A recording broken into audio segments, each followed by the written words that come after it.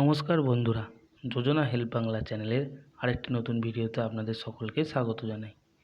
পশ্চিমবঙ্গ সরকারের স্বাস্থ্য বিভাগের অন্যতম এক গুরুত্বপূর্ণ কাণ্ডারি হলো এই আশাকর্মীরা। এরা মানুষের স্বাস্থ্য সম্পর্কিত বিভিন্ন রকম খবরাখবর, এছাড়া ব্লাড প্রেশার মাপা, সুগার টেস্ট ইত্যাদির মাধ্যমে মানুষের বিভিন্ন সময় বিভিন্নভাবে উপকার করে থাকেন।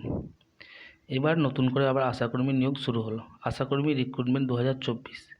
এখানে যোগ্যতা কী লাগবে, আবেদন কিভাবে করবেন, অনলাইন না অফলাইন, কবে থেকে আবেদন শুরু হবে, আপাতত কোন কোন জেলায় আবেদন শুরু হয়েছে, নোটিশটা কী এবং ফর্মের ফরম্যাট কেমন হবে, ফর্ম ফিল আপ কীভাবে করবেন, তা সম্পূর্ণ বিস্তারিত জানিয়ে দেবো আজকের এই ভিডিওতে।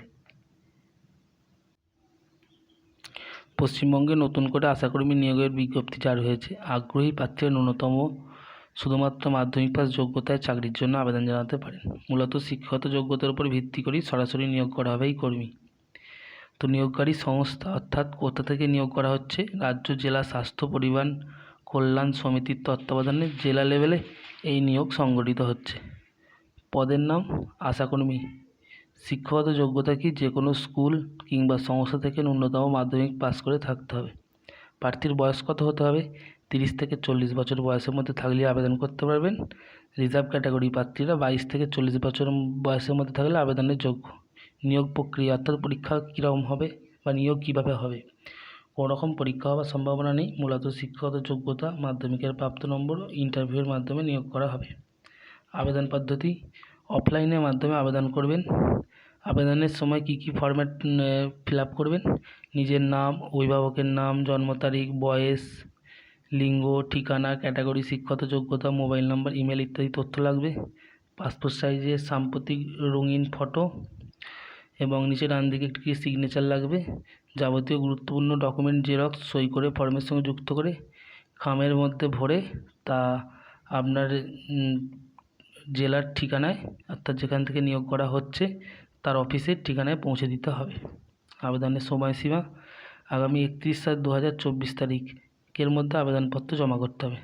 তো চলুন, এই যে এখন যে নতুন করে নিয়োগটা শুরু হয়েছে যে জেলার জন্যে, তার নোটিশটি আপনাদেরকে পূর্ণ দেখিয়ে দিচ্ছি। বর্তমানে যে আশাকর্মীর বিজ্ঞপ্তিটি জারি হয়েছে সেটা হচ্ছে হাওড়া জেলা থেকে। চলুন আপনাদেরকে দেখিয়ে দিচ্ছি যে ফর্মের ফরম্যাটটা কেমন আর কি কি ডকুমেন্টস লাগবে বা বয়স কত হবে তা তো আগেই জানিয়ে দিয়েছি। এই হচ্ছে ফর্মের ফরম্যাট। ফর্মটা ভালো করে দেখবেন, পরিষ্কার করে লিখবেন, লিখে খামের মাধ্যমে যে যা নিজস্ব জেলার যে অফিস থাকবে সেই অফিসে গিয়ে জমা দেবেন। এই হচ্ছে ফর্মের ফরম্যাট।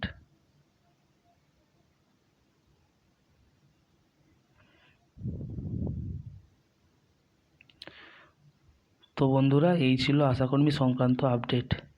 তো বিভিন্ন জেলায় বিভিন্ন সময়ে তো বিভিন্ন রকম বিজ্ঞপ্তি বেরোবে, তার মধ্যে আশাকর্মীর বিজ্ঞপ্তিও বেরোবে। এখন হাওড়া জেলায় নিয়োগ হচ্ছে, পরবর্তীকালে অন্যান্য জেলাতেও নিয়োগ শুরু হবে আশাকর্মী। তো সবসময় নিজস্ব ব্লক এবং ডিস্ট্রিক্টের যে ওয়েবসাইট আছে সেই ওয়েবসাইট চেক করতে থাকবেন। আশা করছি বিজ্ঞপ্তি দিলে দেখতে পাবেন এবং বিজ্ঞপ্তি অনুসারে যা যা বলবে সেই অনুযায়ী ফর্ম ফিল আপ করে জেলার যে অফিস সেই অফিসে গিয়ে জমা দেবেন। তো এই ছিল আজকের আপডেট আশাকর্মী নিয়োগ সংক্রান্ত। ভিডিওটা যদি ভালো লাগে অবশ্যই চ্যানেলটি সাবস্ক্রাইব করবেন, পাশে থাকবেন। ধন্যবাদ।